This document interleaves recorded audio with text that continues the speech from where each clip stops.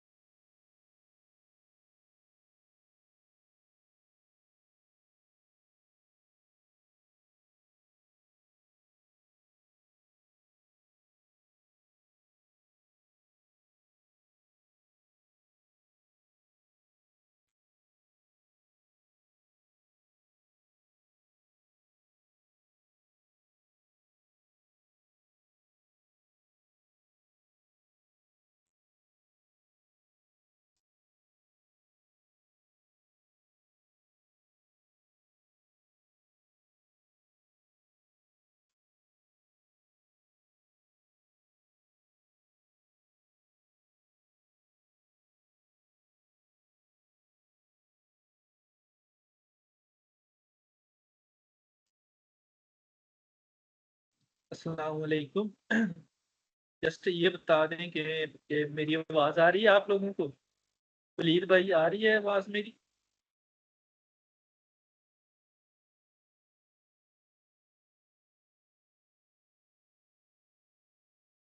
अमजद भाई आपको आवाज़ आ रही है मेरी?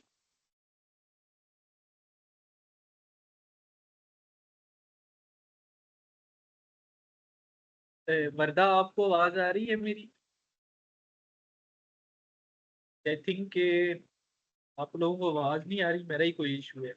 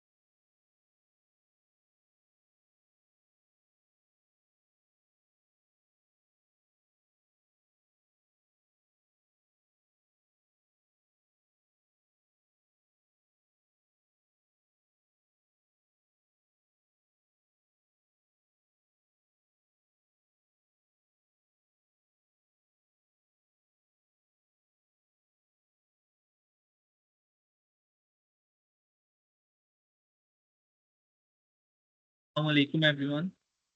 So first of all, welcome. हमारा न्यू क्लब जो बना है AWS IIUI, तो हमारी पूरी टीम की तरफ से आपका वेलकम। और जस्ट 5 मिनट्स बाद ना हम सेशन स्टार्ट करने लगे हैं। जस्ट आप थम्स अप कर दो ताकि हमें पता चले कि हमारी ऑडियंस जो है अवेलेबल है यहाँ पे।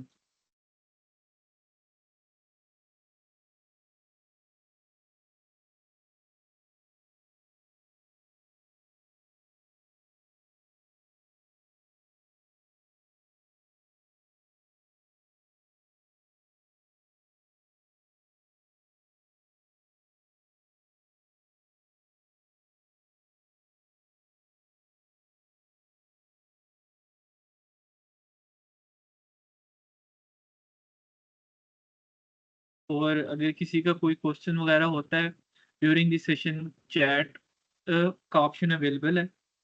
आप वहाँ क्वेश्चन जो है पूछ सकते हैं और इंशाल्लाह जो हमारे स्पीकर हैं जो क्लाउड आर्किटेक्ट भी हैं तो वो एट द एंड जो है सारे क्वेश्चंस के आंसर्स वगैरह भी कर देंगे।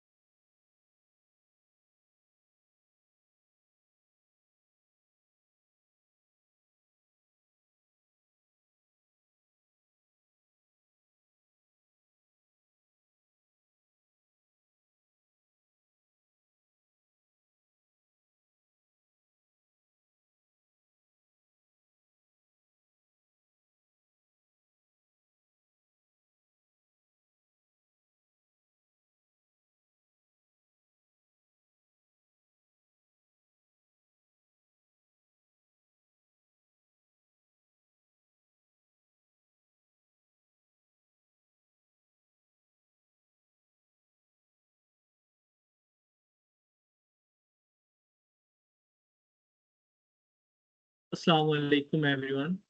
सो वेलकम अगेन आप सब आए यहाँ पे। हमारा ये जो है AWS IIUI का जो है फर्स्ट सेशन है जो कि है introduction to cloud verse with AWS। So first of all myself Qamar Mahmood, और मैं बिजनेस एनालिटिक्स का स्टूडेंट हूँ and I am the technical team member as well of AWS IIUI। और आज का जो हमारा टॉपिक है वो है introduction to cloud verse with AWS। और हमारे जो प्रेसिडेंट कह लें कि AWS IIUI के या कैप्टन जो हैं सरदार हुज़ैफा, उनका भी फर्स्ट सेशन है ये इस क्लब में। तो वो आपको वो क्लाउड के बारे में भी बताएंगे, AWS के बारे में भी बताएंगे, और इससे रिलेटेड जो भी चीज़ें हैं वो भी आपको बताएंगे। सो अगर किसी का कोई भी क्वेश्चन होता है तो वो चैट में ड्रॉप कर सकता है, या इसके अलावा भी कुछ टेक्निकल इशू आता है हमारी तरफ से हैंड रेज करेगा, तो हम वो टेक्निकल इशू वो रिजॉल्व कर देंगे। और एट द एंड जो है हम एक फीडबैक फॉर्म भी आपके साथ शेयर करेंगे, तो आप अपना फीडबैक भी दीजिएगा। सो सरदार हुज़ैफा, ओवर टू यू, तो आप कंटिन्यू कर लें।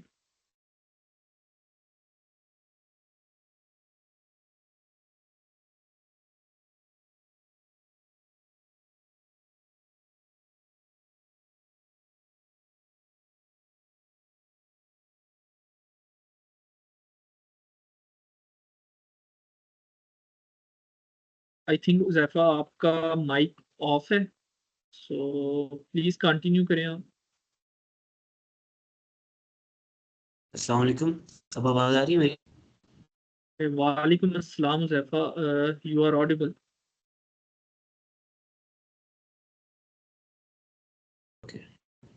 Assalamu alaikum everyone and welcome to our webinar.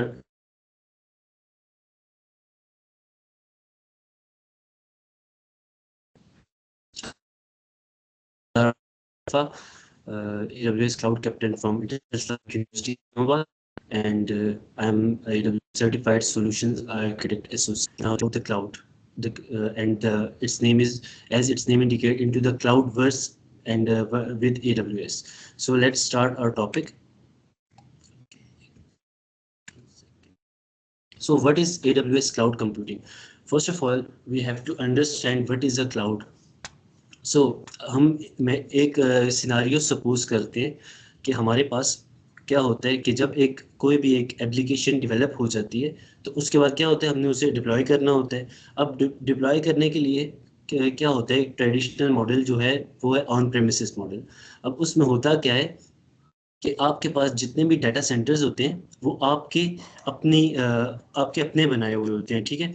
यानी कि उससे कंट्रोल भी आप खुद कर रहे होते हैं और उससे मैनेज भी आप खुद कर रहे होते हैं।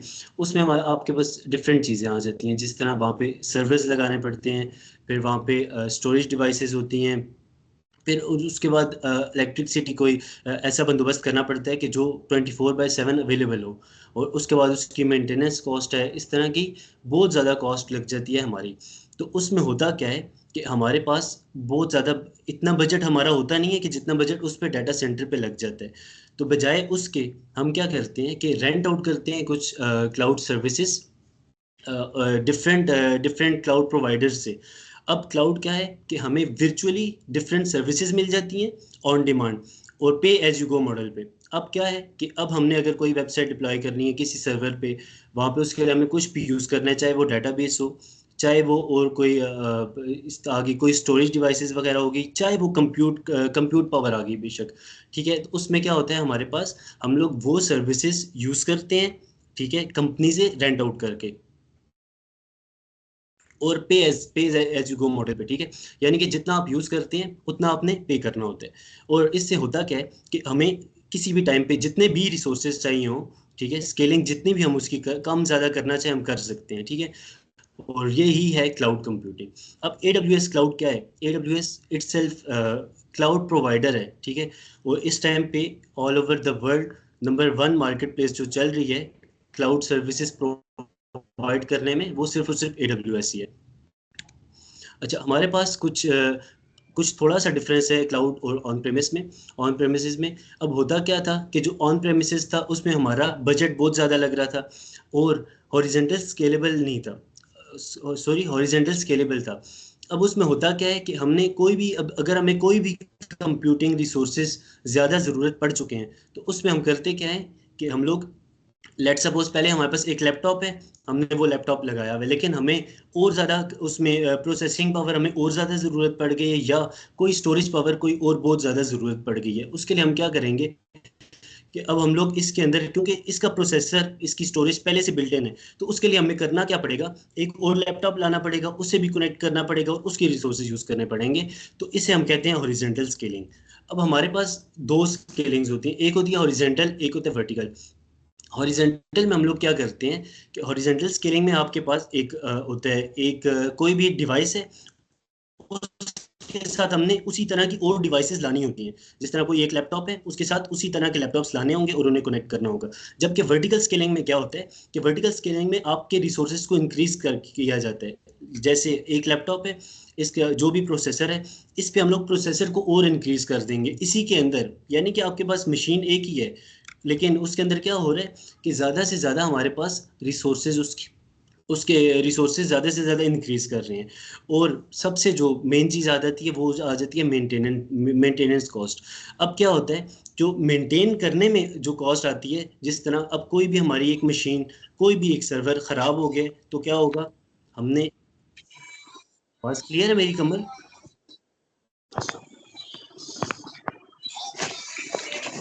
जी हाँ, आपकी आवाज़ जो है वो क्लियर है। ये माइक अगर ऑफ कर, अब थोड़ी नॉइस आ रही है लेकिन पहले क्लियर थी। ये किसी का माइक ऑन हुआ है शायद, वहां से आ रही है।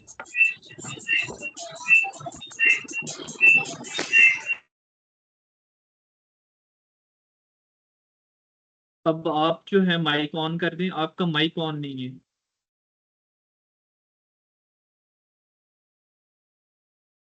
ओके। और मेन मेन चीज़ हमारी जो आ रही थी वो आ रही थी इसकी मेंटेनेंस कॉस्ट। अब उसमें क्या हो रहा था कि हमें उसके लिए इलेक्ट्रिसिटी भी चाहिए होती थी, कूलिंग सिस्टम्स भी चाहिए होते थे कि हमारे सर्वर जब बहुत ज़्यादा हीटअप हो जाते हैं उससे उसका टेम्परेचर बराबर करने के लिए। अब उसके मुकाबले में हमें क्लाउड पे क्या एडवांटेजेस होते हैं, हमें स्केलेबिलिटी का तो कोई इशू ही नहीं होता यहाँ पे। यानी कि हम लोग इस पे वर्टिकल स्केलिंग भी कर सकते हैं और हॉरिजॉन्टल स्केलिंग भी कर सकते हैं। इसी तरह से हमारा ये जो सारी मेंटेनेंस कॉस्ट थी और उसके अलावा जो हम बाय करके कॉन्फ़िगर कर रहे थे फिर उसकी सिक्योरिटी के लिए, तो ये सारी कॉस्ट हमारी बच जाती है। उसके बाद ये सारी कॉस्ट हमारी बच जाती है जिसकी वजह से हम क्लाउड यूज़ कर सकते हैं। कुछ हमारे पास AWS की कोर सर्विसेज है जिनको आज हम डीप डाउन करेंगे और एक्सप्लेन करेंगे, ठीक है। सबसे पहले आ जाती है हमारे पास आइडेंटिटी एक्सेस मैनेजमेंट, यानी कि IAM। अब IAM में, अच्छा, मैं सबसे पहले कोशिश ये करूंगा कि जल्दी से जल्दी हमारी स्लाइड्स ख़त्म हो जाए ताकि हम हैंड्स ऑन करें सारा जाके क्लाउड पे, ठीक है।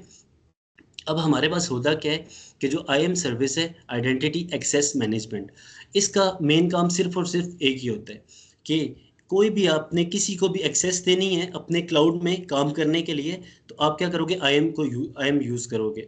IAM में होता ही है, अब लेट सपोज मेरी एक कंपनी और मैंने कुछ आर्किटेक्ट रखे हैं उसमें। एक डेटाबेस को मैनेज करेगा, दूसरा हमारा मैनेज करेगा EC2 यानी कि वर्चुअल मशीन्स को, और तीसरा हमारा S3 को यानी कि कोई स्टोरेज सर्विस को। अब मैं क्या कहता हूँ, एक बंदे को मैं एक्सेस दे देता हूँ इसकी स्टोरेज की, एक को डेटाबेस की, तीसरे को कंप्यूट की, ठीक है। अब जो कंप्यूट वाला बंदा है वो कंप्यूट के अलावा और कोई भी सर्विस यूज़ नहीं कर सकेगा, जिसकी वजह से हम अपने सर्विसेज को से रिसोर्सेज को सेव भी कर सकते हैं और एक्स्ट्रा कोई एक्टिविटी आपकी उससे परफॉर्म नहीं हो सकती। जो कुछ रूट अकाउंट वाला बंदा चाहेगा वही होगा वहाँ पे सिर्फ, ठीक है। अब IAM में हमारे पास डिफरेंट चीज़ें आ जाती हैं। एक तो चलो इसकी परमिशंस आ गई, वही एक्सेस देना ना देना। अब उस परमिशंस के अंदर पॉलिसीज आ जाती हैं, यानी कि हमने वो पॉलिसीज डिफाइन करनी होती हैं कि किसको कौन सी एक्सेस दी जाए और कितनी दी जाए, ठीक है।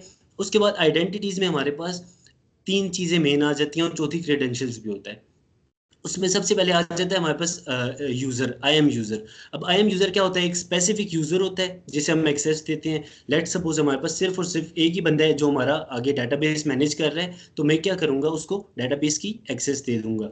उसके बाद ग्रुप्स हैं। अब ग्रुप्स में, IAM ग्रुप्स में ये होता है कि अब हमारे पास एक ही ग्रुप में जब 3 से ज़्यादा बंदे हो जाएं या 2 बंदे हो जाएं, 4-5 बंदे हो जाएं, अब ये तो नहीं है कि हम लोग एक एक बंदे को एक एक एक्सेस दे दें, अलग-अलग सेपरेट सेपरेट एक्सेस देंगे, ठीक है। उस पे हमारा टाइम भी वेस्ट होगा, फिर एक वो लंबा काम है। उसके मुकाबले में हम क्या करेंगे, एक ग्रुप बनाएंगे, उस ग्रुप में क्या करेंगे, अपने यूजर्स को ऐड करेंगे और उस ग्रुप में पॉलिसीज बनाएंगे कि ये ग्रुप है, ये स्पेसिफिक डेटाबेस के साथ ही डील करेगा, या ये कोई और AI सर्विस है लाइक सेज मेकर वगैरह, अब सिर्फ और सिर्फ ये सेज मेकर को ही यूज करेगा। और तीसरी हमारे पास आ जाती है रोल्स, IAM रोल्स। अब रोल्स में हमारे पास क्या होता है, हम लोग एक टेम्परेरी कुछ टाइम के लिए टेम्परेरी बनाते हैं, क्रेडेंशियल्स देते हैं अपने यूज़र को, यानी कि वो कुछ टाइम के लिए एक बंदा आया है, उसने हमारा वहाँ पे जो भी काम है, चाहे वो किसी भी सर्विस के साथ है, वो जैसे ही वो परफॉर्म किया, उसके बाद क्या होगा, वो चला जाएगा। तो हम लोग क्या करते हैं, कुछ टाइम के लिए टेम्पररी एक्सेस देते हैं किसी बंदे को, तो वो उसे हम कहते हैं IAM रोल्स। और मेन चीज़ आ जाती है क्रेडेंशियल्स। क्रेडेंशियल्स यही होते हैं कि जितने भी हमारे रिसोर्सेज हैं, उन रिसोर्सेज के लिए हम स्पेसिफिक उनको कुछ अकाउंट देते हैं, कुछ पासवर्ड्स या कुछ ईमेल्स वगैरह, कि जिनके थ्रू उसको या कुछ एड्रेस होते हैं जिनके थ्रू वो उस अकाउंट को यूज़ कर सकते हैं। उसके बाद हमारे पास आ जाती है S3। S3 stands for simple storage service. अब इसमें क्या होता है, हम लोग अपनी सारी की सारी जितने भी ऑब्जेक्ट्स वगैरह स्टोर करने हो, कोई फाइल्स हैं, कोई इवन के ये स्टैटिक वेबसाइट्स भी होस्ट करती है S3, जो कि हम इंशाल्लाह डेमो में करेंगे भी। तो S3 में हम क्या कर सकते हैं, अपनी जितनी भी फाइल्स हैं, डाटा है, बैकअप जो कुछ भी है, हम लोग वो सब की सब S3 में अपलोड कर सकते हैं। जिस और ये बिल्कुल हमारे पास बहुत सिक्योर है। सिक्योर इस वजह से है कि इसमें हमारे पास डिफरेंट इनक्रिप्शन कीज़ यूज़ होती हैं, जिसकी वजह से हमारा जो हम डाटा अपलोड करते हैं वो डाटा इनक्रिप्ट हो जाता है। और उसके बाद आ जाती है कि हमारे पास के S3 में कंसिस्टेंसी कैसे आती है। वो इस तरह कि हम लोग जैसे ही, अब मैंने कोई भी एक रिपोर्ट है, कोई भी एक रिपोर्ट है, अपलोड कर दी जब मैंने एक बार, अब मैंने क्या की कि उस रिपोर्ट में कुछ अपडेट्स हो रही हैं और दोबारा उस रिपोर्ट को अपडेट कर दी, तो S3 क्या करेगी, हमें लेटेस्ट रिपोर्ट दिखाएगी, शो करेगी। जब कभी भी हम उसे रीच करेंगे, तो सबसे जो लेटेस्ट अपडेट आई हुई होगी हमारे पास, हमें सिर्फ और सिर्फ वही नजर आएगी। उसके बाद एक्सेस कंट्रोल। आई एम अभी हमने जो ऊपर आई एम सर्विस पढ़ी है ना, आई एम तकरीबन हर सर्विस में ही यूज़ होती है। AWS की जितनी भी सर्विसेज हैं, वो उन सब में आई एम यूज़ होती है। ठीक है। अब हमारी मर्जी है, हम इस बकेट के लिए किस किस को कितना कंट्रोल देना चाहें, ये हम कर सकते हैं, ये हमारा फ़ायदा है। उसके बाद एक चीज़ आ जाती है इसमें, वर्जनिंग। वर्जनिंग को भी हम देखेंगे हैंड्स ऑन में। अब वर्जनिंग ये होती है कि जब कभी भी आपने लेट सपोज आपके पास एक आई, पहले 1.1 एक रिपोर्ट आ गई, ठीक है, और उसके बाद दोबारा 1.2 भी आ गई। अगर आपने उस रिपोर्ट की वर्जनिंग ऑन की हुई है, तो उससे क्या होगा कि आपका जो, अगर एक्सीडेंटली आपका रिपोर्ट 1.1 डिलीट भी हो जाता है, तो क्या होगा, रिपोर्ट 1.2 उसी तरह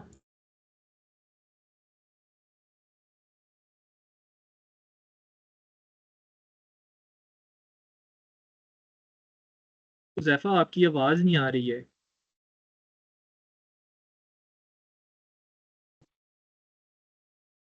मेरा माइक बंद हो गया था।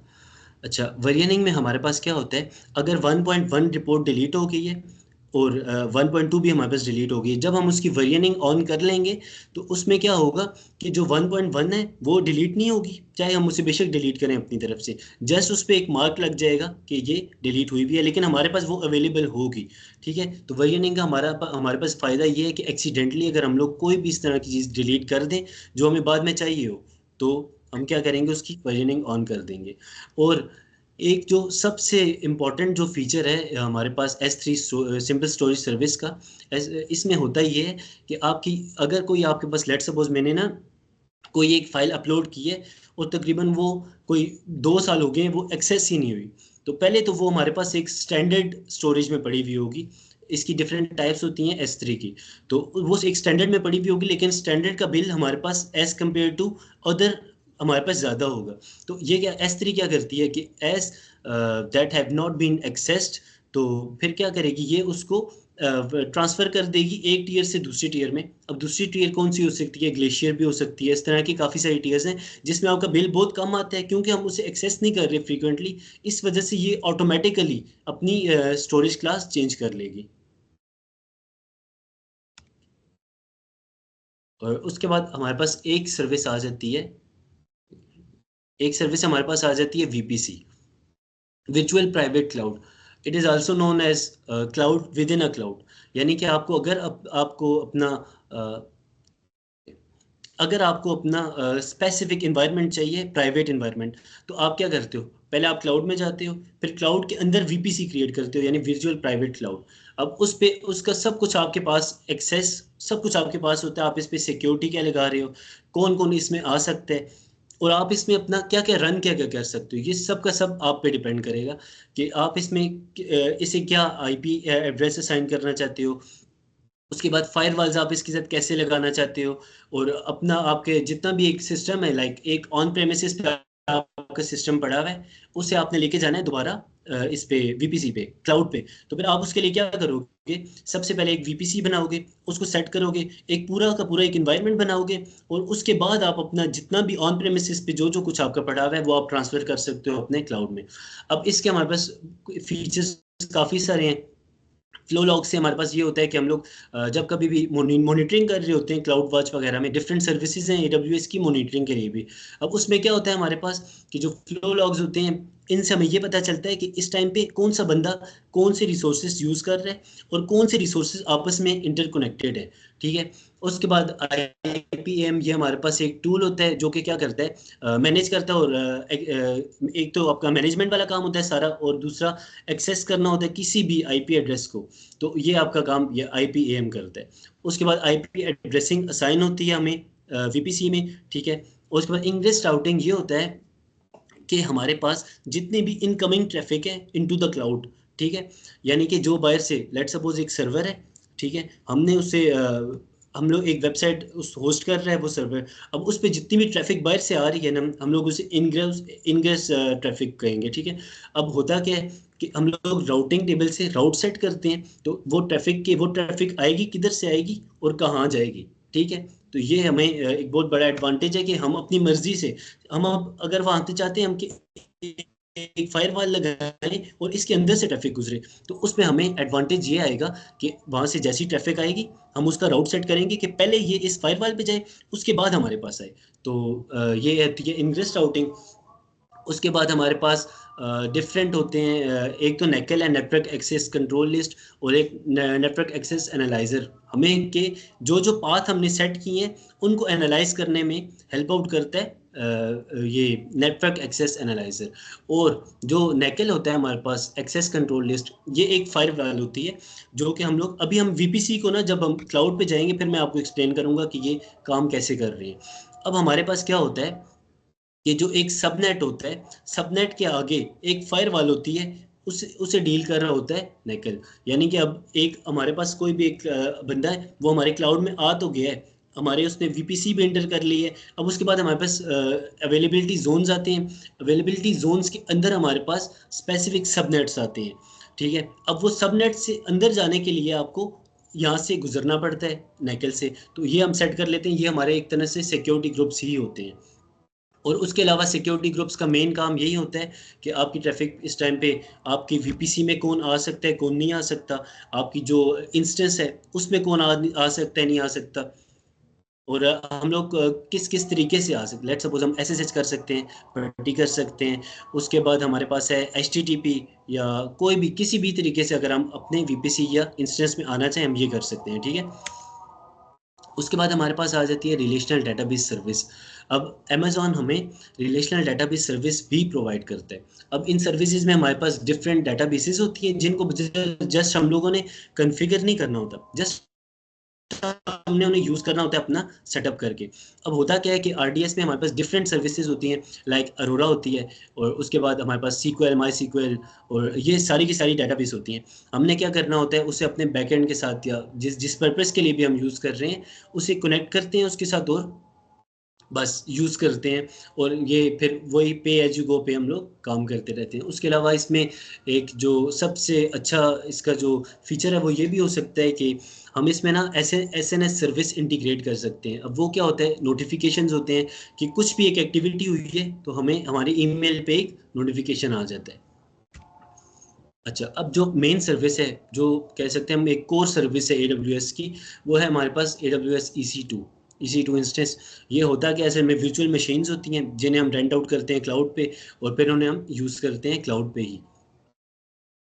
अब होता क्या है हमारे पास, ओके, सो हमारे पास ये होता है कि अभी जिस तरह मेरे पास एक लैपटॉप है, इसके अंदर हम लोग कोई भी वर्चुअल बॉक्स वगैरह इंस्टॉल करके उस पर हम लोग एक और इंस्टेंस क्रिएट करते हैं वर्चुअल मशीन वगैरह, ठीक है। उस पर फिर चाहे वो लिनक्स हो, उबंटू, जो भी हो, अब हम उसे यूज़ जब करते हैं ना, तो अब हमारे पास जो उसमें सिर्फ और सिर्फ रिसोर्सेज हम उसे कौन से दे सकते हैं जो हमारे पास लैपटॉप के अंदर अवेलेबल हैं।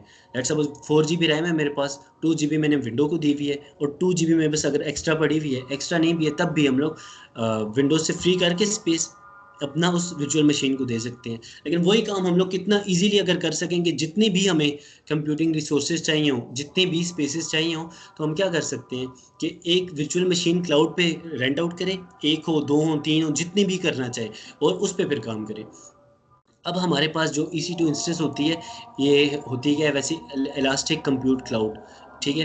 अब कंप्यूट क्लाउड, अब इसमें इतनी इसमें पावर होती है कि आप इसमें जितने प्रोसेसेस इंटीग्रेट करो, हाईली मतलब जितना भी हैवी आपका वर्कलोड होगा ना, आप वो कर सकते हो, EC2 इंस्टेंस में कर सकते हो, ठीक है। अब इससे हमें मेन होता है कि हमें इस पे जो सर्वर्स हैं उनकी ज़रूरत नहीं है। अब वही काम हम EC2 इंस्टेंस एक बनाए क्लाउड पे और उस पे अपना सारा काम हम कर सकते हैं। और EC2 इंस्टेंस के जो कोर फीचर्स हैं ना, उसमें एक तो आ जाता है फ्लेक्सिबिलिटी, यानी कि आप लोग इस पे कोई काम भी कर सकते हो। अब हमें अगर एकदम नॉर्मल यूज़ के लिए, लेट्स सपोज हमने एक लिनक्स यूज़ करना है ना, तो हम लोग क्या करेंगे, एक छोटी सी कोई EC2 इंस्टेंस जिसमें प्रोसेसर्स वगैरह कम हो, और हम लोग वो यूज़ कर सकते हैं। लेकिन जबकि हमारे पास अगर बहुत हैवी वर्कलोड हो जाएंगे, उसके लिए भी हमारे पास EC2 इंस्टेंसेस मौजूद हैं, जिसमें हमारे प्रोसेसर्स बहुत हैवी होंगे, जीपीयूज़ बहुत हैवी होंगे। अब इसमें होता क्या है, एफिशिएंसी, यानी कि ये इतनी एफिशिएंट होती है कि हम लोग जिस पर्पस के लिए भी यूज़ करते हैं, अगर उसकी स्पेसिफिक रिक्वायरमेंट्स पूरी हैं, तो हम लोग उसको विद इन सेकेंड्स डील कर सकते हैं, ठीक है।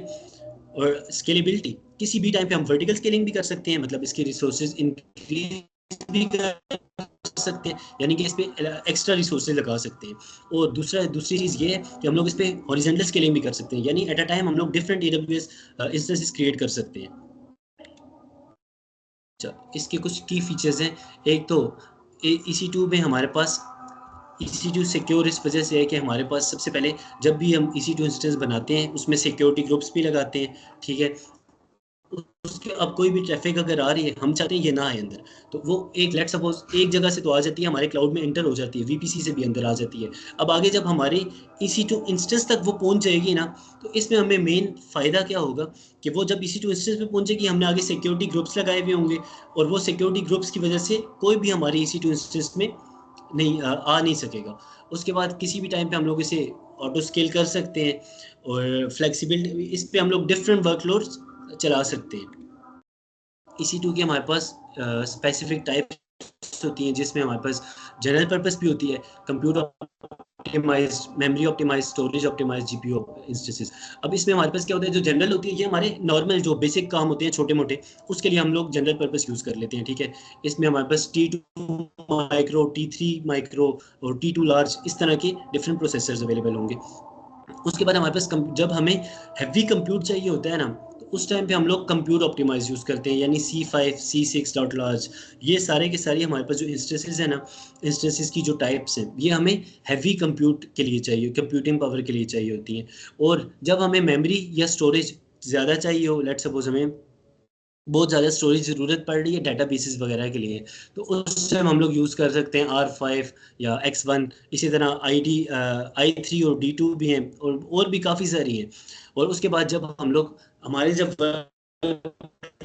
बहुत ज़्यादा हैवी हो जाते हैं ना, जैसे हमारा कोई भी मशीन लर्निंग मॉडल है, जब हम उसे ट्रेन करते हैं ना, तो उसके लिए हमें डिफरेंट GPUs चाहिए होते हैं।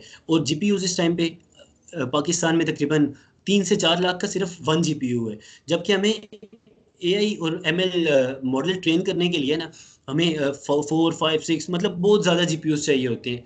तो वो हम क्या कर सकते हैं, with in seconds, with in minutes हम लोग क्लाउड से रेंट आउट कर सकते हैं। अब हमारे पास कुछ आ जाते हैं कि AWS EC2 इंस्टेंस के प्राइसिंग प्लान।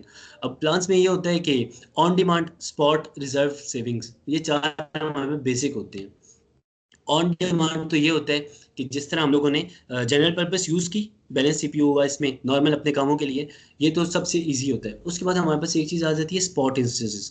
अब स्पॉट इंस्टेंसेस में क्या होता है कि AWS या कोई भी क्लाउड है, वो क्या करते हैं, अब अगर उनके पास 95% जो कंप्यूट पावर है किसी एक स्पेसिफिक में बात कर रहा हूँ अवेलेबिलिटी जोन की, अगर उसमें से 5% बचा हुआ है ना, तो वो क्या करेंगे कि वो इसे स्पॉट पे दे देंगे। लेकिन स्पॉट पे होता क्या है कि मैंने एक स्पॉट इंस्टेंस लेनी है, स्पॉट इंस्टेंसेस में उनसे बाय करूंगा, लेकिन इसमें कोई भी गारंटी नहीं होती कि किसी भी टाइम पे AWS आपसे ये वापस भी ले सकता है, क्योंकि वो ये हमें देता है अप टू 90% डिस्काउंट पे। जितनी भी स्पॉट इंस्टेंसेस होती हैं ना, ये हमें 90% डिस्काउंट पे मिलती हैं, जिसकी वजह से हम लोग अपना कोई शॉर्ट टर्म कोई भी इस तरह की एक्टिविटी होती है वो परफॉर्म कर सकते हैं स्पॉट। पर रिजर्व में क्या आता है कि हम लोग 1 to 3 years कमिटमेंट करते हैं क्लाउड से, या कोई क्लाउड पर यहाँ पे हम AWS की बात करेंगे सिर्फ, तो 1 to 3 years 2 साल 3 साल हम कमिटमेंट करते हैं कि हमें ये इतने टाइम के लिए चाहिए, और उस टाइम तक ना हमारी इंस्टेंसेस मतलब और कोई यूज़ कर ही नहीं सकेगा। मतलब हम लोग चाहें तो पूरा का पूरा वो ट्रैक जिसमें हमारी सारा का सारा सर्वर्स है हम वो भी ले सकते हैं, लेकिन हमें जितनी रिक्वायर्ड होगी, लेट्स सपोज हम लोग अब इसमें ये कर सकते हैं ना कि अपफ्रंट पेमेंट्स में ये है कि हम लोग सारे की सारी पेमेंट एडवांस में दे दें, उसके बाद हमें मंथली कोई भी पेमेंट देने की ज़रूरत ना पड़े। और उसमें एक चीज़ ये भी है रिजर्व इंस्टेंस में कि हम लोग अपना प्लान वो कर सकते हैं कि हम लोग 1 घंटे में सिर्फ $10 पर आवर हमारा बिल होना चाहिए, इससे ज़्यादा नहीं होना चाहिए, हम चाहे कुछ भी यूज़ करें, तो वो हम लोग रिजर्व इंस्टेंसेस में लगा सकते हैं। और उसके बाद हमारे पास एक आ जाता है सेविंग प्लान। अब सेविंग प्लान में हमारे पास होता क्या है कि हम लोग कोई भी एक प्लान होता है, हम लोग उसे 2 या 3 साल के लिए सेम एज रिजर्व इंस्टेंसेस उसे हम लोग कर सकते हैं, बाय कर सकते हैं, और उसमें अपनी मर्जी की कोई हम लोग पार्शियल अपफ्रंट पेमेंट भी हो सकती है हमारे पास, और फुली अपफ्रंट भी हो सकती हैं। पहले ही सारी की सारी पेमेंट दी, और उसके बाद हमने उस टाइम पीरियड के लिए वो सारा का सारा क्लाउड रेंट आउट कर लिया। ये थे कुछ AWS के EC2 इंस्टेंसेस के प्राइसिंग प्लान्स, और कुछ यूज केसेस हैं EC2 के। अब इसमें AWS पे हम EC2 इंस्टेंसेस पे हम क्या क्या कर सकते हैं। सबसे पहले आ गई हमारी होस्टिंग वेबसाइट्स। जितनी भी वेबसाइट्स आ जाती हैं, चाहे वो कितनी ही हैवी हो, हम लोग उसे होस्ट कर सकते हैं हमारे पास EC2 इंस्टेंस पे। उसके बाद हम लोग डिफरेंट मशीन लर्निंग मॉडल्स भी वर्कलोड्स जितने भी हों, डिप्लॉय करने हो, ट्रेन करने हो, वो हम EC2 पे कर सकते हैं। और उसके अलावा डिफरेंट गेमिंग्स और बिग डाटा प्रोसेसिंग के लिए EC2 यूज़ होती है। अब हम लोग कुछ इसके डेमो पे जाते हैं। आवाज़ मेरी क्लियर है ना? ओके, एक सेकंड।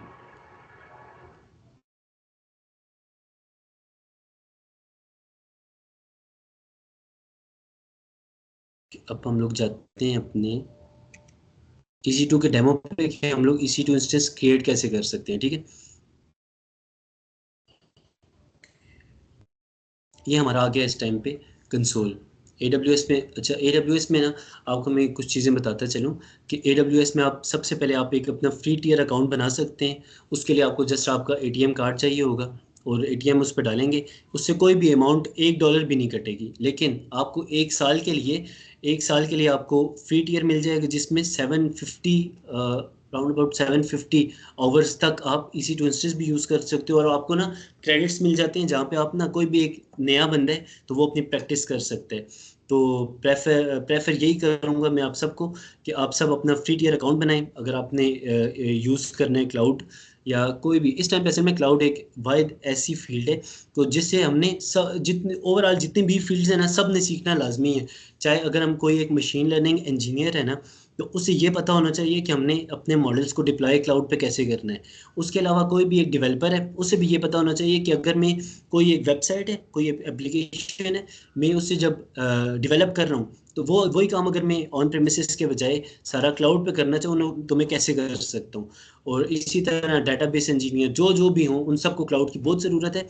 और इसी वजह से ही क्लाउड आजकल हमारा बहुत पिछले कुछ टाइम में तकरीबन 2010 के बाद तो क्लाउड की यूजेज इतनी ऊपर गई है कि इसमें इवन के डेवऑप्स की सर्विसेज, AI की सर्विसेज, वो सब कुछ इसी में ही आ चुके हैं। अच्छा, अब सबसे पहले हमने करना क्या है कि हम था EC2 इंस्टेंस पे जाना है। ये मैंने रिसेंटली यूज़ की हुई थी, इस वजह से सामने आई हुई थी, वरना आप ये कर सकते हैं कि यहाँ पे सर्विसेज, ये हमारे पास डिफरेंट सर्विसेज हैं AWS की। ठीक है, अबाउट 200 प्लस सर्विसेज हैं AWS की।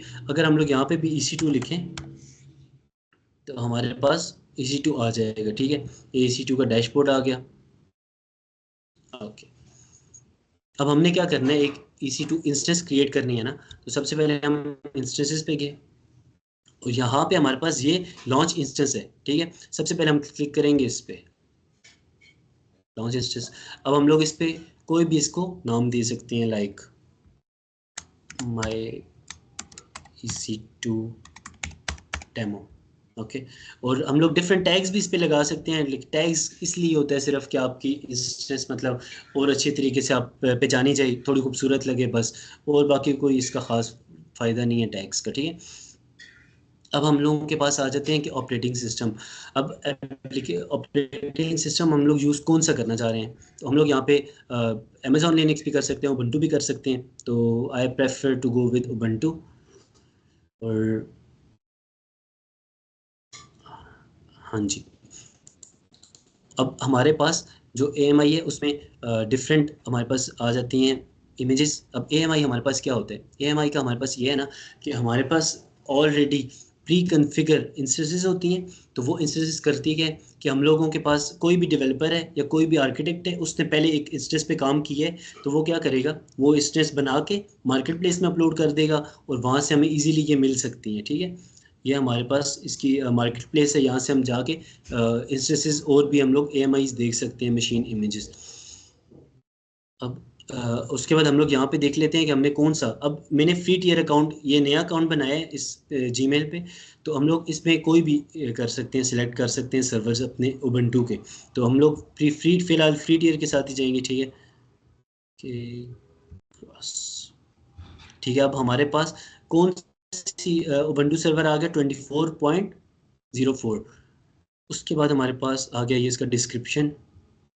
अब हमने जो बात की थी इंस्टेंस टाइप की अपनी स्लाइड्स में, उसमें हमारे पास ये आ जाती हैं वो सारी की सारी T2 type dot micro nano, और इसी तरह T2.2x लार्ज, हमारे पास C5 वगैरह कि ये डिपेंड करेगा आपके वर्कलोड पे। जितना हैवी आपके पास वर्कलोड होगा ना, उसके अकॉर्डिंग आप सारा काम कर सकते हैं, ठीक है। अब हम लोग यहाँ पे क्योंकि हमारा कोई इतना हैवी काम नहीं है, तो हम लोग क्या करेंगे, फ्री टियर के साथ ही चलेंगे, T2.माइक्रो यूज़ करेंगे। हमारे पास होता ही है। उसके बाद एक की पेयर आता है कि जब कभी आपने अपनी इंस्टेंस पे ना लॉगिन करना है किसी दूसरी डिवाइस से या किसी और ब्राउज़र से या कहीं से भी किसी और डिवाइस से, लेट्स सपोज मेरे पास एक और लिनक्स खुला हुआ है कहीं पे, मैं चाहता हूँ वहाँ से अपनी इस डिवाइस अपनी इस इंस्टेंस में आ जाऊँ, तो मैं क्या करूँगा, SSH करूँगा। लेकिन उसके लिए हमें एक की पेयर चाहिए होगा कि जिसके थ्रू अगर हम लोग ये की पेयर बनाएंगे तो उसके थ्रू ही हम SSH कर सकते हैं, वरना हम किसी और ऑपरेटिंग सिस्टम से इधर आ नहीं सकते, ठीक है।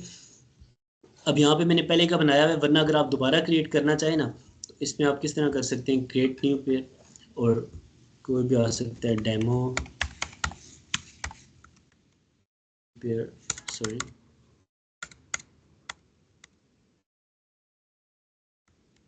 ठीक है।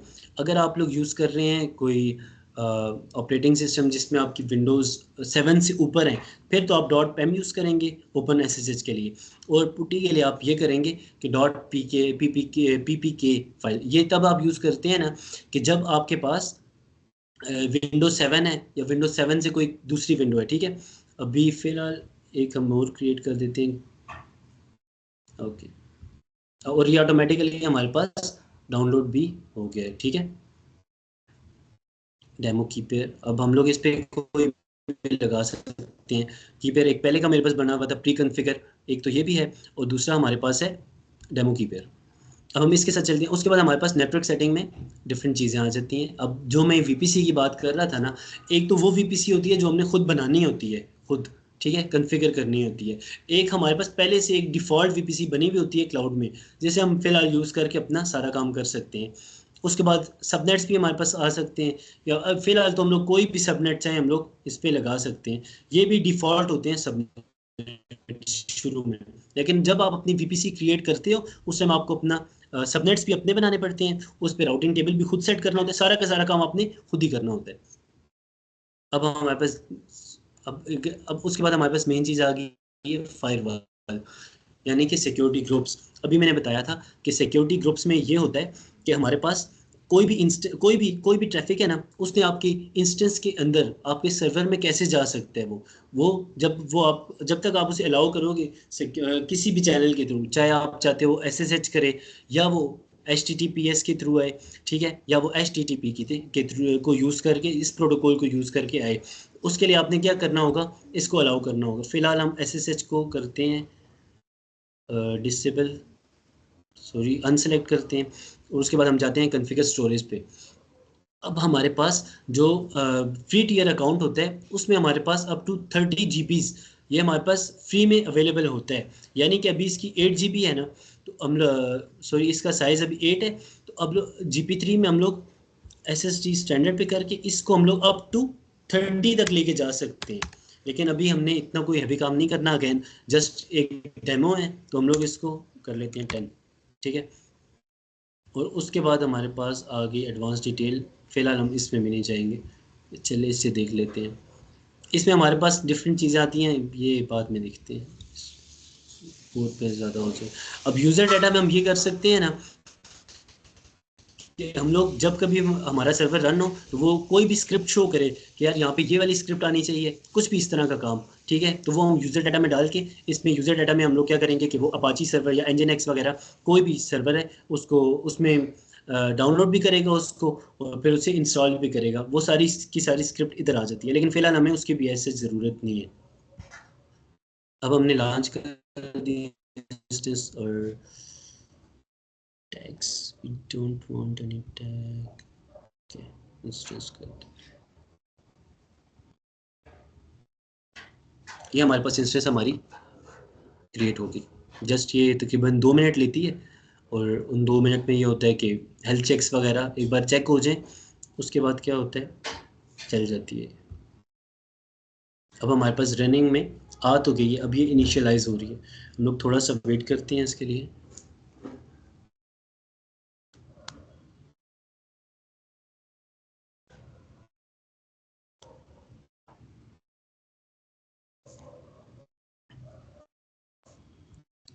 कि अच्छा, तब तक कोई क्वेश्चन अगर है तो बेशक आप लोग पूछ लें।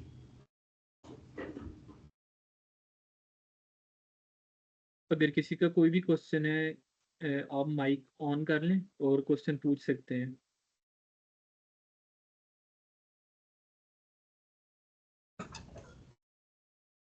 कोई चैट में कोई क्वेश्चन है? चैट किधर है? ये रहे।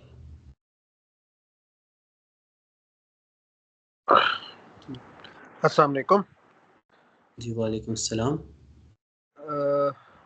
मेरा नाम, खैर I would not like to mention my real name. मैं AWS में ऑलमोस्ट 2 ईयर से काम कर रहा हूँ। I just wanted to know कि ये आपने SSH को क्यों नहीं प्रेफर किया। मतलब हम लोग तो इसको SSH ही अर्ली प्रेफर करते हैं विद मोबा एक्सटर्म या कोई इस तरह की चीज़ें, लेकिन आपने इसमें प्रेफर उस पे HTTP या HTTPS को क्यों किया है, मेरा ये क्वेश्चन था। ओके, सो वो मैंने सिर्फ और सिर्फ इसलिए करना था कि जस्ट मैं ये चेक करना चाह रहा था कि मतलब इससे हमें ये पता चल जाता है ना कि हमारे पास स्टूडेंट्स कैसे मतलब कोई इंटरेस्ट ले रहे हैं। अब SSH को मैंने इस वजह से नहीं किया, अभी अलाउ नहीं किया कि जब हम लोग इसे रन करेंगे ना अपनी इंस्टेंस को, तो उस इंस्टेंस में क्या होगा कि जब हम लोग उसे कनेक्ट करेंगे EC2 इंस्टेंस को, तो उसमें होगा ये कि हम वो अलाउ ही नहीं करेगा, वो एरर देगा। अब एरर जब देगा, फिर मेरा ये था कि मैंने कहा था एक क्वेश्चन करूंगा मैं कि सबसे हमें पता चले कि ये क्या मसला क्या चल रहा है, किस वजह से SSH हो ही नहीं रहा, क्योंकि रीज़न उसके पीछे यही थी कि हमने SSH को अलाउ नहीं किया हुआ था। जस्ट यही था, और इसके अलावा कुछ भी नहीं। बाद में हमने इसे SSH को करना था, क्योंकि कनेक्ट करने के लिए हमें SSH की ज़रूरत लाजमी पड़ती है, उसको हमने अलाउ करना होगा। Thank you. Thank you. Anyone else?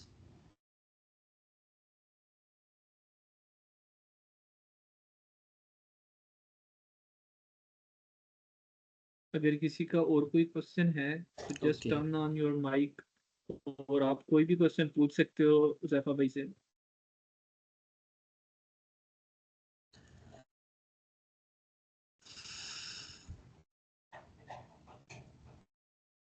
जब तक हमारी इंस्टेंस हो जाती है, इनिशियलाइज हो जाती है ना, तब तक हम ये करते हैं कि वीपीसी को देख लेते हैं।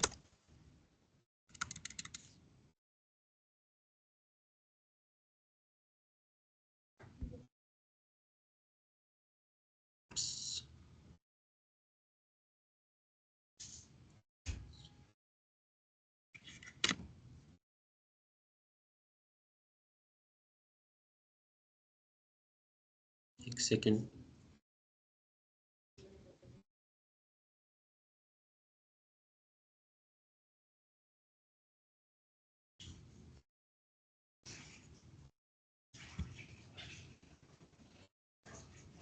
अच्छा, अब देखें हमारे पास EC2 इंस्टेंस, अब हमारी हेल्थ चेक्स ये बता रहे हैं कि 2 हेल्थ चेक्स होते हैं और इसने वो पास कर लिए हैं, ठीक है। तो अब उसके लिए हम करेंगे क्या कि अपनी EC2 इंस्टेंस को ओपन करेंगे। हमारे पास ये इसकी सारी की सारी डिटेल है जो कि हमें उस VPC से मिली है, ठीक है। IP एड्रेस भी असाइन हो गया, प्राइवेट IP भी हमें मिल गई है इसकी। उसके अलावा VPC का भी बता रहा है कि ये वही डिफ़ॉल्ट VPC है, सबनेट भी डिफ़ॉल्ट है। और यहाँ पे हम लोग आके इसकी सिक्योरिटी में इसके ये भी देख सकते हैं कि इसके साथ कोई IAM रोल एसोसिएट है या नहीं। IAM रोल मैंने क्या बताया था, टेम्परेरी, कुछ टाइम के लिए हम लोग किसी भी यूज़र को एक्सेस देते हैं अपने क्रीडेंशियल्स के लिए। अब हम जब इसे कनेक्ट करते हैं ना, ओके, कनेक्ट, अब होना तो ये चाहिए था कि ये कनेक्ट हो जाती, लेकिन नहीं हो रही। तो यही मेरा क्वेश्चन था, अभी किसी ने क्वेश्चन जो किया था कि हमने SSH अलाउ क्यों नहीं किया।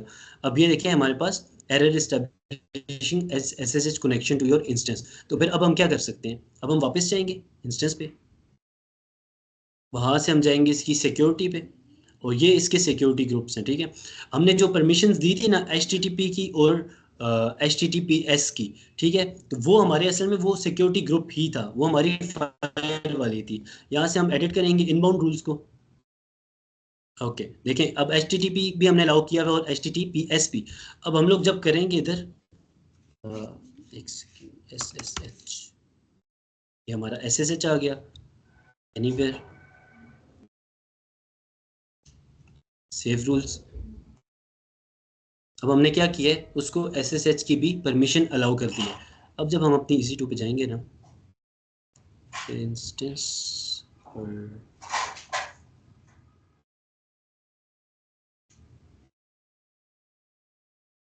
ओके,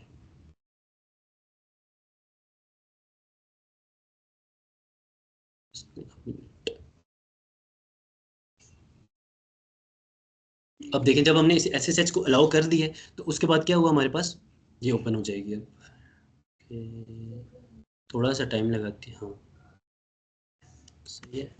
अब हम लोग लिनक्स पे जाके कोई भी काम कर सकते हैं, लाइक इको, ठीक है। तो हेलो प्रिंट हो गया।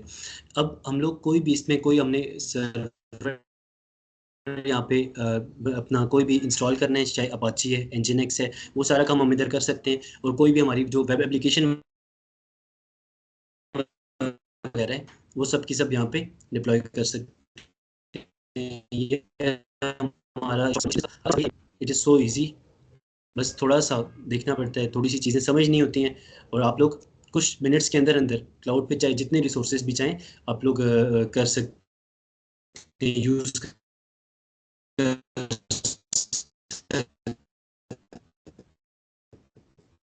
बाय कर। हमारे पास इतना टाइम है कि हम लोग इसे चला सकते हैं अपनी प्रैक्टिस वगैरह के लिए। उसके बाद जो हम मैं कर रहा था सेविंग प्लान्स, वो सब भी आपको इसके कंसोल से मिल जाएंगे, ठीक है।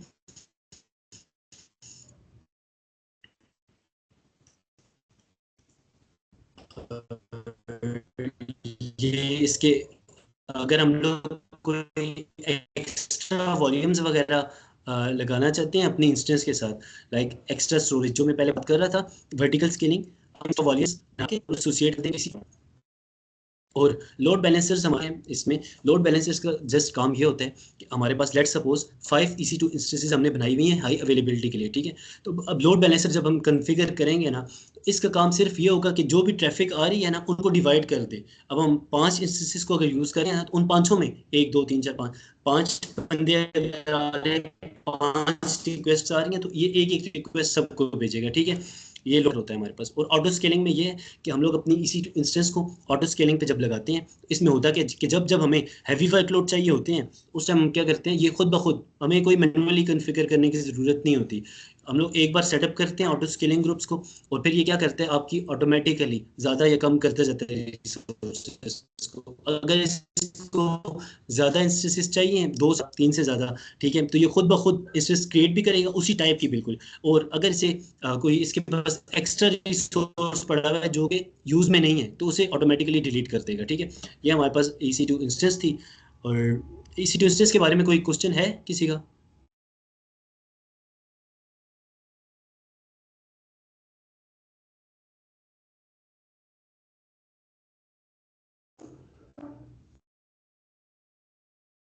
Any question about EC2 instance? एक क्वेश्चन है फैसल का, उन्होंने हैंड रेज किया है। जी जी प्लीज।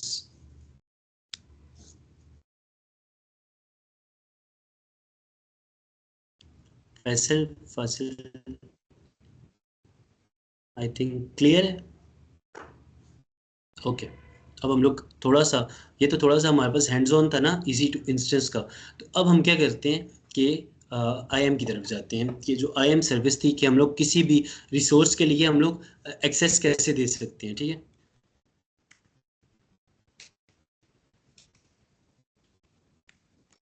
IAM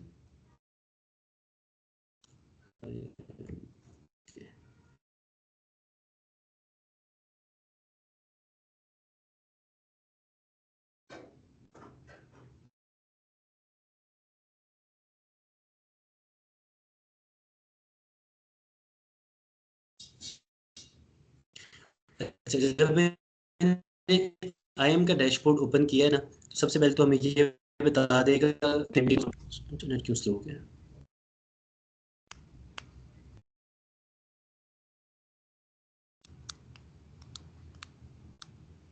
okay. सो अब हमारे पास ये बता रहा है कि आपके पास 13 रोल्स क्रिएट हुए हुए थे। इससे पहले मैंने सेज मेकर पे थोड़ा बहुत काम हुआ था मेरे अकाउंट से, इस वजह से। और हमारे पास अभी यूजर्स कोई भी नहीं है, यूजर ग्रुप्स भी कोई नहीं है, ठीक है। अब हम इसमें करते क्या है, सबसे पहले आप यूजर्स पे जाते हैं। मैंने पहले एक्सप्लेन किया था यूजर्स ग्रुप पॉलिसीज रोल्स सब कुछ, ठीक है। अब सबसे पहले हम क्या करेंगे, एक यूजर क्रिएट करेंगे। लेट्स सपोज उसका नाम मैं रखता हूँ जफा। उसके बाद हम नेक्स्ट किया। अब हम क्या कर सकते हैं, एक तो पॉलिसीज इस अभी भी दे सकते हैं हम उसे, ठीक है। अब मैं उससे कहता हूँ इससे मिल जाए एक्सेस, मिल जाए EC2 ऑल एडमिनिस्ट्रेटर। हम इसे एडमिनिस्ट्रेटर एक्सेस देते हैं। अभी क्या होगा, ये सारी की सारी, ये जो यूज़र होगा हुज़ैफ़ा, ये क्या करेगा, सारी की सारी हमारी रिसोर्सेज को यूज़ कर सकेगा, ठीक है। और यहाँ पे आ जाएगा पासवर्ड टाइप, परमिशंस, इससे परमिशंस,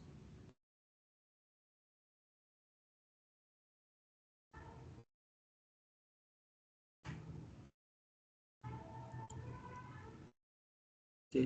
सो इसके बाकी प्रोवाइड, अच्छा sorry, to create IAM user. अच्छा, अब जब हम यूज़र क्रिएट करेंगे ना, सबसे पहले एक तो उसका नाम आ गया, और दूसरा उस पे आ गया हम कोई भी एक कस्टम पासवर्ड उसे दे देंगे। लेट्स इसे मैं दे देता हूँ जी LE 1 2 3 4 5 6, ठीक है। ओके। अब हम क्या करेंगे, नेक्स्ट। नेवर पॉलिसी भी हमने क्रिएट कर ली इधर से। अभी फिलहाल अभी तक इस हमने इसे सारी की सारी एक्सेस दी हुई है। और आखिर में ठीक है, एक्सेस भी मिल गई। पासवर्ड, एक सेकेंड, तो ये आ गया। यूज़र डिटेल्स में अब हम लोग ये कर देते हैं कि दोबारा इसने पासवर्ड चेंज नहीं करना। नेक्स्ट, एक हमने इसे मतलब all over the account access दी हुई है और यहाँ से इसे हम करेंगे क्रिएट। अब हमारे पास एक यूज़र क्रिएट हो गया, ठीक है, ये उसका नाम है, ये उसका, हम लोग सबसे पहले उसका जो लिंक है HTTP ये कॉपी कर लेते हैं अपने पास, और पासवर्ड हमें पता है, हमने लगाया था कुछ अली 126, ठीक है। अब हम लोग ये चाह रहे हैं कि अब नए उससे यूज़ करें ना, लेकिन ये इसी ब्राउज़र में होगा नहीं, ठीक है। अब कोई भी मैं किसी एक स्पेसिफिक यूज़र को मैं कहता हूँ आपने यहाँ से ये काम करना है, ठीक है, वो तो लाजमी बात है वो अपने ब्राउज़र से लॉगिन होगा, ठीक है। इसमें हम क्या करते हैं, वही जो हमने लिंक पेस्ट किया था, कॉपी किया था, वो पेस्ट करेंगे, ये हमें डायरेक्ट उसके कंसोल पे ले जाएगा अमेज़ॉन के। नाम क्या था उसका, हुज़ैफ़ा, और पासवर्ड क्या था, Ali 1 2 3 4 5 6, okay. Your authentication is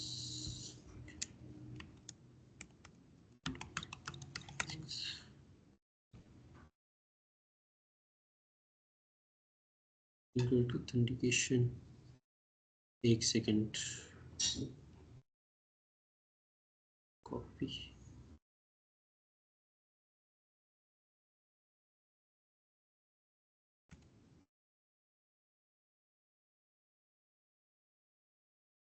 no. अब ये देखिए, अब ये इसे मैंने जो एक्सेस दी थी ना, एडमिनिस्ट्रेटर एक्सेस की दी थी कि ये मेरे अकाउंट में आके कोई भी सर्विस अगर यूज़ करना चाह रहा है तो ये कर सकते हैं, कोई भी काम करना चाहता है तो ये कर सकता है, ठीक है। अब ये मतलब इसकी जो जो सर्विस मैं खोलूँगा सारी की सारी सर्विसेज इसके सामने आ जाएंगी, लाइक ये, अच्छा सॉरी, एडमिनिस्ट्रेटर एक्सेस दे दी। और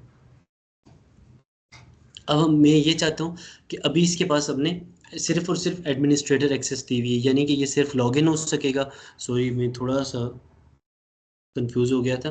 तो इसमें क्या है, अभी मैंने सिर्फ और सिर्फ उसे एडमिनिस्ट्रेटर एक्सेस दी है, यानी कि वो लॉगिन कर सकेगा।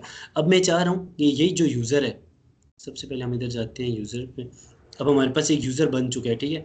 अब मैं चाहता हूँ ये जो यूज़र हुज़ैफ़ा है ये अभी हमारी EC2 इंस्टेंस और S3 भी यूज़ कर सके।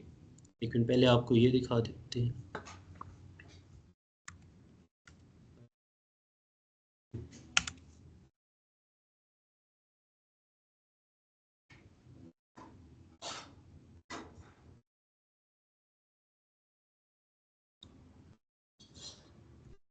this is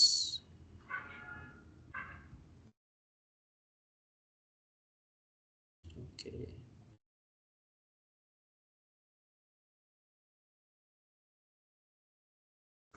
तो इससे हम जाएंगे इसकी परमिशंस में, इसको हम करते हैं रिमूव, और हम एक परमिशन ऐड करते हैं, परमिशन EC2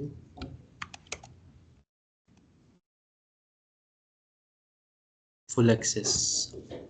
अब मैंने इसे EC2 के फुल एक्सेस दे दिए, बल्कि उससे पहले हम एक बार इसे रिफ्रेश करेंगे।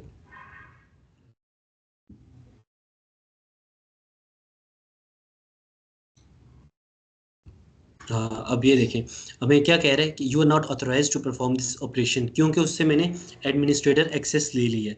अब हमने करना क्या है, हम ये चाह रहे हैं कि हम लोग इसे EC2 इंस्टेंस की एक्सेस दे दें, कोई भी एक IAM यूज़र है उसको, ठीक है।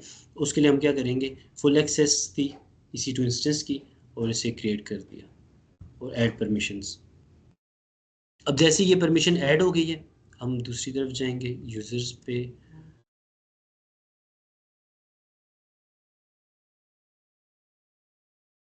ओके। अब हम जब इधर जाएंगे, इसे हम जब दोबारा रिफ्रेश करेंगे ना, क्योंकि अब हमने इसे EC2 की परमिशन दे दी है, तो क्या होगा, EC2 अब हमारे पास वो ऑप्शन नहीं आएगा, अब ये कोई भी इंस्टेंस वगैरह लॉन्च कर सकते हैं, ठीक है। मेन काम EC2 इंस्टेंस का अपना सॉरी IAM का, हुज़ैफ़ा का अब यही है कि ये सिर्फ और सिर्फ इसके पास एक ही परमिशन है, और वो कौन सी है, ये वाली EC2 वाली, ठीक है। अब ये काम यही कर सकते हैं। उसके अलावा अगर हम सर्च करते हैं ना S3, ये हमने S3 बकेट अगर इस यूज़र के अकाउंट के थ्रू, ठीक है, जो हमने इसे एक अकाउंट दिया था यूज़र अकाउंट, तो इसके थ्रू अगर हम इसे यूज़ करते हैं तो ये तब भी हमें यही ऑप्शन देगा कि आपके पास एक्सेस नहीं है इसकी। बकेट, अच्छा सॉरी, मैंने इससे EC2 इंस्टेंस की फुल एक्सेस दी हुई है जिसकी वजह से ये, अच्छा EC2 ये आपको यूजर्स की, तो यहाँ तक समझ आ गई है सबको?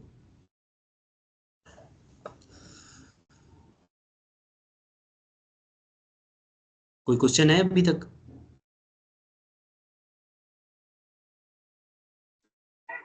सर ये EC2 के इंस्टेंसेस के बेनिफिट क्या क्या हैं ये बता दें। अच्छा, EC2 इंस्टेंस के जो बेनिफिट्स हमारे पास, जो सबसे इम्पोर्टेंट बेनिफिट है ना, जो मेन बेनिफिट है वो यही है कि हम लोग इसे ना किसी भी टाइम पे ऑटो स्केल पे लगा सकते हैं। अब ऑटो स्केल पे मैंने पहले भी बताया था, ऑटो स्केल पे होगा क्या कि आपके पास एक कोई भी एक इंस्टेंस है, आपने उस पर कोई भी एक वेबसाइट वगैरह लेट सपोज होस्ट कर रहे हैं एक इंस्टेंस पे, ठीक है। अब जब उसकी ट्रैफिक बहुत ज़्यादा हो गई है ना, तो आपने उसके पहले सिर्फ जो एक इंस्टेंस है ना, पहले उसके पास रिसोर्सेज बहुत थोड़े हैं, ठीक है। जब ट्रैफिक ज़्यादा होगी ना तो वो मॉनिटर कर रहा होगा खुद ब खुद, क्योंकि हमने उसे ऑटो स्केलिंग पे लगाया हुआ होगा, तो वो ऑटोमेटिकली स्केल अप कर जाएगा। उसके अलावा हम लोग मिनट्स में, विद इन सम मिनट्स, अब जिस तरह यहाँ पे मैंने टोटल 3 से 4 मिनट में EC2 इंस्टेंस बनाई है और वो इनिशिएट भी हो गई थी, ठीक है। तो हम लोग ये इसके जो सबसे मेन एडवांटेज है ना, वो एक तो स्केलिंग है, और दूसरा ये है कि हम लोग विद इन मिनट क्लाउड पे जितनी इंस्टेंस चाहे हम बना सकते हैं। Thank you. एक और क्वेश्चन है,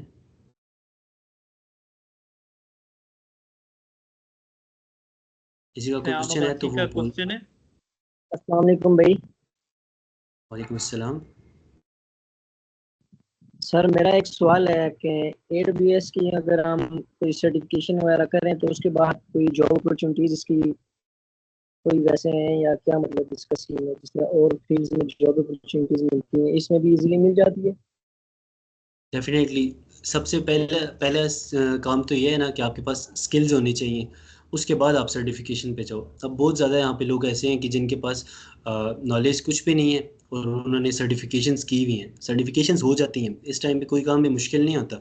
लेकिन ये है कि उसके आपके पास अगर प्रैक्टिकल नॉलेज है तो डेफिनेटली आपको बगैर सर्टिफिकेशन के भी जॉब मिलती है, लेकिन उसमें यह है कि आपके पास कोई हैंड्स ऑन एक्सपीरियंस होना चाहिए। और डेफिनेटली अगर आपके पास हैंड्स ऑन भी है और दूसरा आपके पास ये भी है, सर्टिफिकेशन भी है, तो उसमें आपको डबल एज है, फिर आपको और ज़्यादा मतलब इम्पोर्टेंस मिल सकती है और ज़्यादा आपकी। अगर कोई एक, मैंने खुद इतने बंदों से यही सुना है कि जो आर्किटेक्ट थे, कि जब हमारे पास पहले हमें काम आता था, जॉब मिली, अब जॉब में जब हमने सर्टिफिकेशन की तो ऑटोमेटिकली हमारी उन्होंने सैलरी प्लस कर दी थी, यानी कि सैलरी बढ़ा दी थी। तो मिल जाती हैं, अपॉर्चुनिटीज़ बहुत हैं, ढूंढने से मिल जाती हैं, सब कुछ मिल जाता है। ओके, अच्छा, थैंक यू। मेरा व्यू इस पे ये है कि सॉरी टू चाइम इन, कि सर्टिफिकेशंस जो है ना वो आपको कंपनी के टाइम पे करनी चाहिए, अपने पैसों पे नहीं। अब मतलब 2 इयर्स इन ओके, अब आके मैंने इसको प्रिपेयर करना शुरू किया ऐसे C03 आपने की हुई है ये हाँ सॉल्यूशंस आर्किटेक्ट एसोसिएट? जी, बिल्कुल, मैंने ये पिछले साल की थी तकरीबन नवंबर में। ओके, ये C03 था ना आपके पास भी, या हाँ जी, C02 था? असल में अब सर्टिफिकेशंस का जो मेन एज होता है ना, वो यही होता है कि जो आपके पास जो क्लाइंट होते हैं, आप उन्हें बता सकते हो कि हमारे पास सर्टिफाइड बंदे बैठे हुए हैं इधर। जी एग्जैक्टली, और ऐसा ही है, मतलब है कि कंपनीज एक तो खुद सर्टिफिकेशंस कराती हैं और आपका ऑटोमेटिक ईयरली इंक्रीमेंट के अलावा, अगर तो आपकी मतलब अच्छी कंपनी है, मेजॉरिटी अच्छी ही है, वो आपका साथ इंक्रीमेंट भी लगा देती हैं सर्टिफिकेशंस का पे करने पे। खुद $150 मेरे हिसाब से लगाने का कोई फायदा नहीं है। That's a very valid point that you have raised. अच्छा, अब जो हमारा, अच्छा हम आई एम पे थे, हम बस इतना टाइम तो नहीं है कि हम लोग S3 पे भी जाएं, वरना मैंने एक स्टैटिक वेबसाइट होस्ट करनी थी। अगर आप कहें तो जल्दी जल्दी में होस्ट कर लें वो वेबसाइट भी।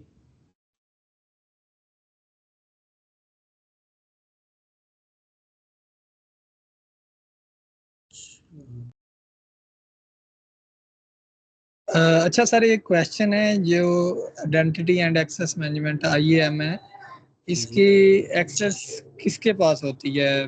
बैक पे कौन मैनेज कर रहा होता है? असल में रूट अकाउंट होता है। अब जिस तरह मैं ऑनर हूँ, मेरी एक कंपनी है, ठीक है, तो मैं क्या करूँगा, एक अकाउंट बनाऊंगा, रूट अकाउंट, ठीक है।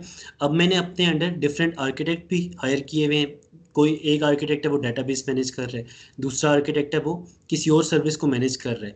तो रूट अकाउंट मेरे पास ही है, इसका ऑनर मैं खुद ही हूँ, इसे मैनेज मैं खुद ही कर रहा हूँ। तो मैं करूँगा क्या, आई एम बनाऊँगा। अब डेटाबेस वाला है उसे मैं सिर्फ और सिर्फ डेटाबेस की एक्सेस दे दूंगा और उसको उसके क्रेडेंशियल्स भेज दूंगा, वो वहाँ से लॉगिन होगा और बस यूज़ करेगा। तो मेन एक्सेस मेरे अपने पास ही होगी रूट अकाउंट पे।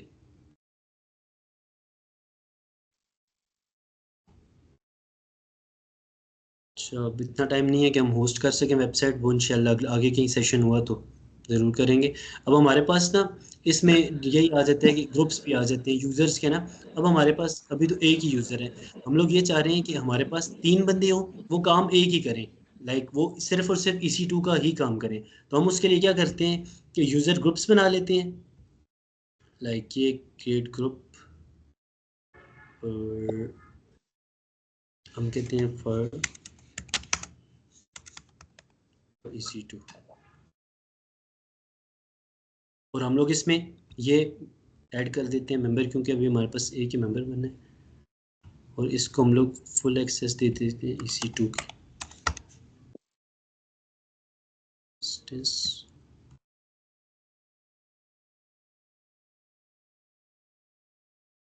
अब ये जो मैंने ग्रुप बनाया फॉर EC2, इसमें क्या है, हमारे पास फिलहाल एक ही बंदा है, एक यूज़र और क्रिएट कर लेते हैं, क्रिएट यूज़र 2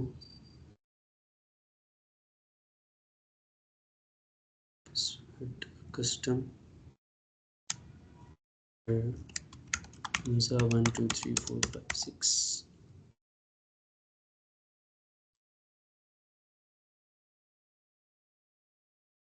अब हमारे पास जब हमने ये दूसरा यूज़र क्रिएट किया है ना, तो ऑलरेडी हमारे पास एक ऑप्शन आ रहा है कि आपके पास एक पहले से एक ग्रुप भी है, आप अगर चाहो तो इस ग्रुप में भी इसे ऐड कर सकते हो। तो हम लोग डायरेक्ट इसे ऐड करते हैं इस ग्रुप में, और ये क्रिएट किया। अब हमारे पास जो यूज़र्स हैं, सॉरी, ये हमारे पास इसका पासवर्ड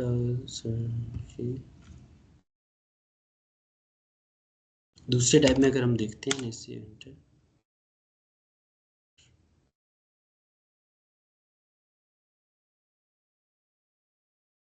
तो ये इसका आ गया password.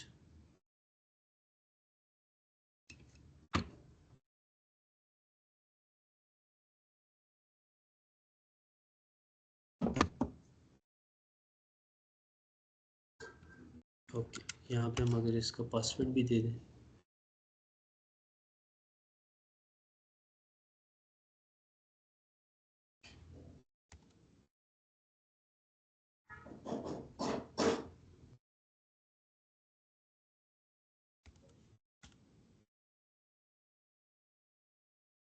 so could it be that much?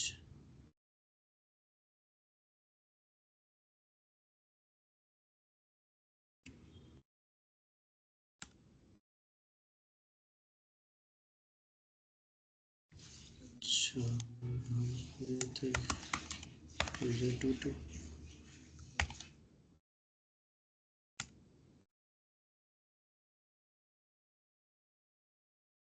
आगे इसका पासवर्ड।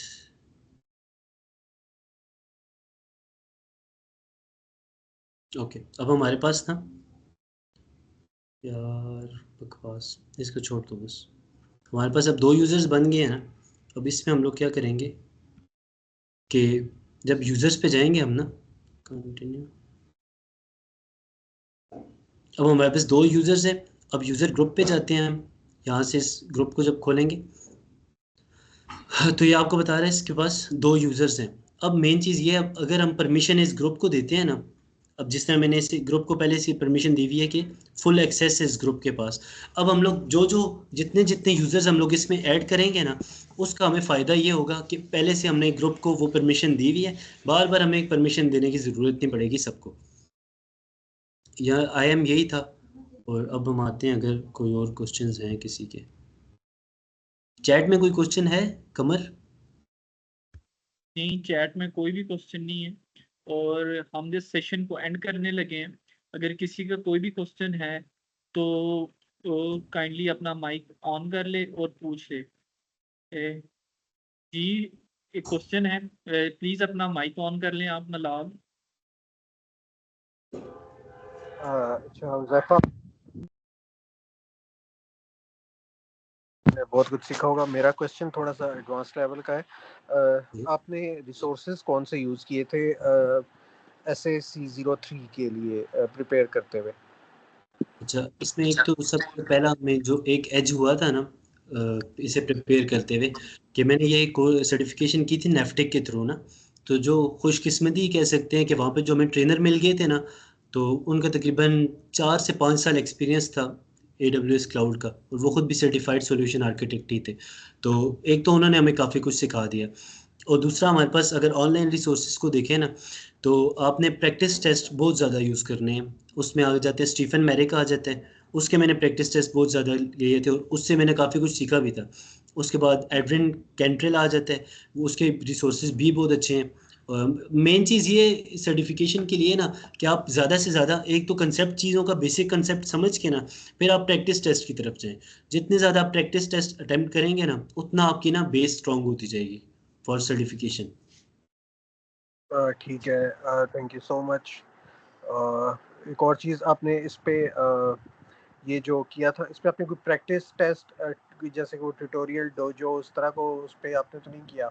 और सेकेंडली जो था कि पाकिस्तान में जो टेस्ट हैं ये पेपर बेस्ड होते हैं जैसे कि ISTQB के होते हैं, या ये ऑनलाइन होते हैं, या ये घर पे बैठ के दिए जाते हैं, या एग्ज़ाम सेंटर होता है? उससे रिलेटेड भी अगर नहीं, मुझे थोड़ा सा गाइड कर ये दें। जो ये जो पाकिस्तान में भी टेस्ट हो रहे होते हैं या कहीं पे भी हों, ये पियर्सन व्यू के थ्रू ऑनलाइन ही होते हैं। टेस्ट तो ऑनलाइन ही होते हैं। और दूसरा, आप जो ट्यूटोरियल डोजो वगैरह की बात कर रहे हैं, उसके उस टाइम मुझे उसका पता नहीं था, मुझे उसका अभी कुछ टाइम ही हुआ है पता चले। तो उसके रिसोर्सेज भी अच्छे हैं, मैंने सुना ही है, क्योंकि मैंने अभी तक यूज़ नहीं किए। अभी मुझे ऐसी ज़रूरत नहीं पड़ी उसके बाद ना। चलें Zaifa, thank you so much for your time. बहुत ही कंस्ट्रक्टिव किस्म का सेशन रहा, और उम्मीद करते हैं कि आप फ्यूचर में भी ऐसे सेशंस करते रहेंगे। इंशाल्लाह रियली इंशाल्लाह। Enjoyed, thank you so much. Thank you. उसके अलावा कोई क्वेश्चन है? कोई जनरल क्वेश्चन बेशक हो क्लाउड के लिए।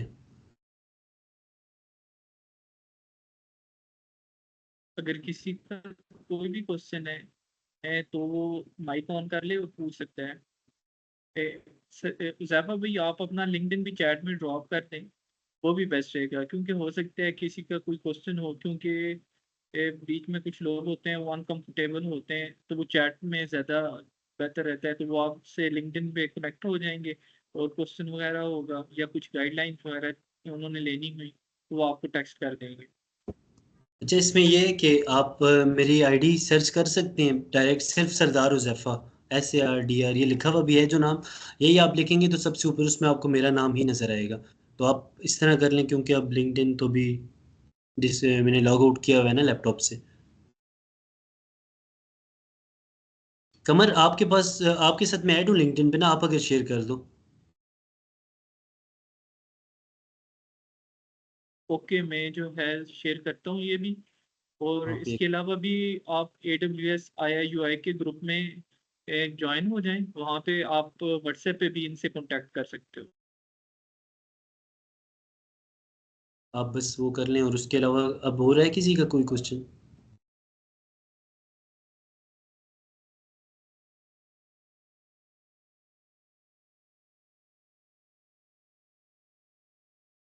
या जैसे मैं टाइम का पता नहीं चला, वरना मैंने काफ़ी कुछ रेडी किया हुआ था बताने के लिए।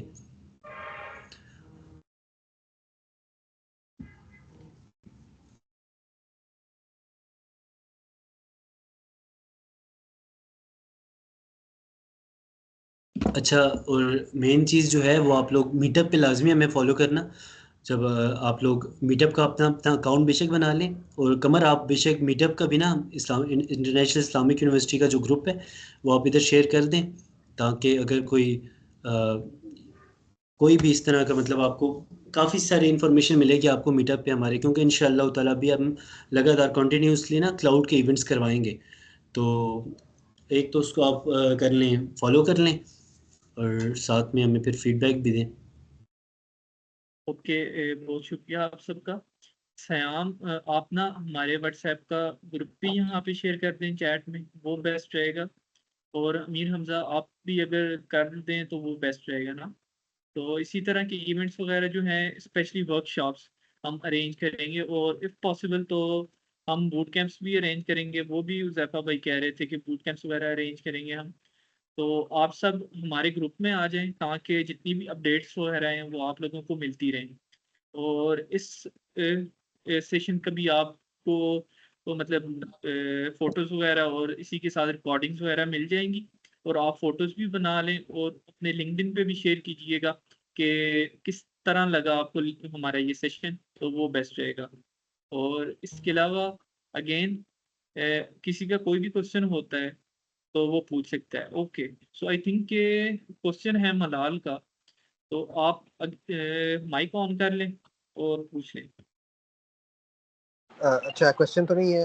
द थिंग इज़ कि मेरे पास क्योंकि थोड़ा सा एक्सपीरियंस है, अगर मैं आप लोगों की इस सिलसिले में कभी भी किसी जगह पे कोई हेल्पफुल साबित हो सकूं तो आप लोग मुझे भी रीच आउट कर सकते हैं। मैं आपको उज़ैफ़ा लिंक्डइन पे मैसेज भी कर दूंगा, हम लोगों ने कल ही कनेक्ट किया है।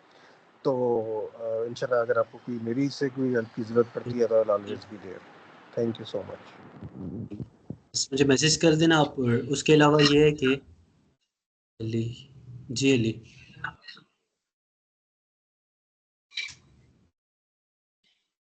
अली कोई क्वेश्चन है आपका?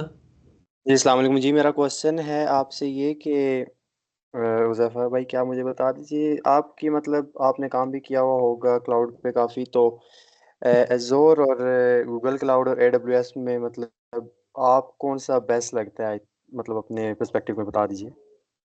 अच्छा, ये है कि ये जो सारे जितने भी क्लाउड्स हैं ना, चाहे वो एज्योर हो, चाहे वो गूगल हो, चाहे वो एडब्ल्यूएस हो, इनकी ना पहले बात तो ये है कि बेसिक सर्विसेज सारी सेम है, बस नाम थोड़ा थोड़ा चेंज है।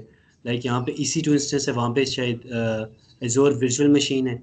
और इस तरह से बाकी क्लाउड्स में यही है कि मैंने जो यूज़ किया एज्योर पे मेरा बहुत कम एक्सपीरियंस है, क्योंकि उस पर मैंने कोई इतना खास काम नहीं किया, और गूगल को तो टच ही नहीं किया। तो AWS ही यूज़ कर रहे हैं तब से, तकरीबन पिछले साल अगस्त के बाद से। तो बस इसी पे ही चलते जा रहे हैं, तो हमारे लिए तो यही ठीक है। ठीक है, थैंक यू सो मच। एक फीडबैक फॉर्म शेयर करेंगे आपके साथ, ग्रुप में बेशक शेयर कर देंगे, जो हमारा मीटअप है उस पर भी देखेंगे अगर हो सका, वरना हम व्हाट्सएप पे लाजमी कर लेंगे, ठीक है? तो आपने फीडबैक लाजमी देना है।